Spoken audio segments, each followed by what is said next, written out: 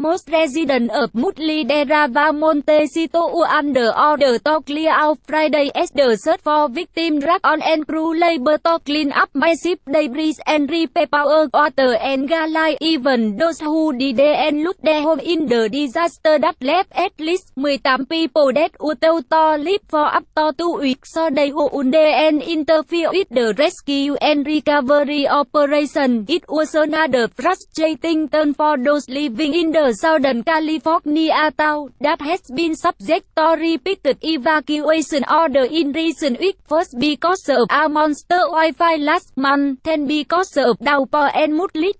Monroe said her family was lucky their home was ruined and they were healthy and safe, though her daughter lost one of her best friends. But Monroe said it was stressful after evacuating 3 times during the wildfire to be packing up a 4th time. A family had offered them a room to stay overnight, but then they were looking at spending up to $3,000 a week for a hotel. Whether you go when you're a family of 4 and you don't have a second house, Monroe asked, noting that some residents of town have third and fourth home. Financially that's a burden. More than 1,200 workers taking part in the search and cleanup effort flooded into the town with a population of about 9,000. Curious and concerned citizens who had just through the matters they to view the devastation were nowhere to be seen as more firefighters in bright yellow rain getured methodically and utility crew in orange safety vests work with chainsaw and jackhammer. A backquake up mud and rock around backhoe and flatten home, while bulldozer clear road of tango tree, muck and boulder tanker truck were being used to haul off flood water sucked up from US Highway 101. The crippled coastal route connecting Santa Barbara to Ventura. Santa Barbara County Sheriff Bill Brown said residents who had stayed behind or tried to check on damage in neighborhood where home level and Casai border block road and little property had hindered the recovery effort. On Thursday, Brown expanded what was known as the Public Safety Exclusion Zone to incorporate most of the town. That meant even those who had stayed behind would have to leave and those who enter the zone would be subject to arrest. Residents who remain in town Friday were either seen packing their car with clothing and other belongings for their latest evacuation or staying out of sight. It is a little frustrating, said Sarah Edmond. It's martial law here. Basically, you know there are looters being caught and there are so many gawkers and people that just have no business being in here. Rescuers were busy probing thick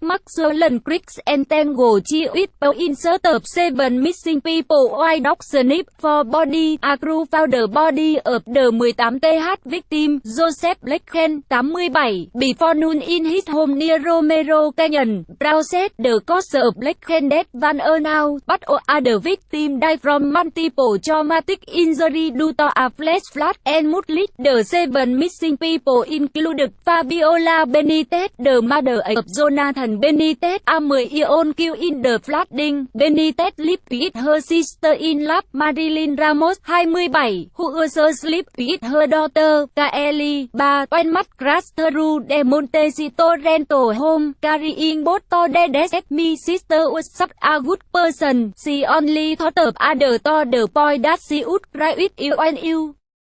Her toxic, said Ramos' sister, Jennifer Ramos, pausing to sob for several seconds. The husband of both women and the 5-year-old son of Fabiola Benitez were hospitalized with injury. Ramos said drenching rain that unleashed the deadly torrent managed to finally contain the largest wildfire in state history, which burned for weeks above Montecito and stripped the steep hill of vegetation, making it prone to mudslide. The U.S. Forest Service so now Friday that the fire that burned 440 square mile 1,140 square kilometers was contained, while Montecito is best known as a gateway for the rich and famous. The median home price among current listing is more than $4 million. There are also working families living in modest houses and apartments, with most utility out of commission or about to be cut off. Staying behind was not an option for many. Edmond homosandamic and her section of town still had gas and electricity, even though nearby Romero Creek was choked with gas, and rock, but with gas and power expected to be shut off Saturday and switch running into the nearby creek. She decided to hit the order to leave immediately, losing all your basic health and sanitation services. She said, when those go down, you have to leave. Melly contributed from Los Angeles, Associated Press writer Amanda Lee Meyer, John and Chuck, Michael Balsamo and Andrew Dalton in Los Angeles,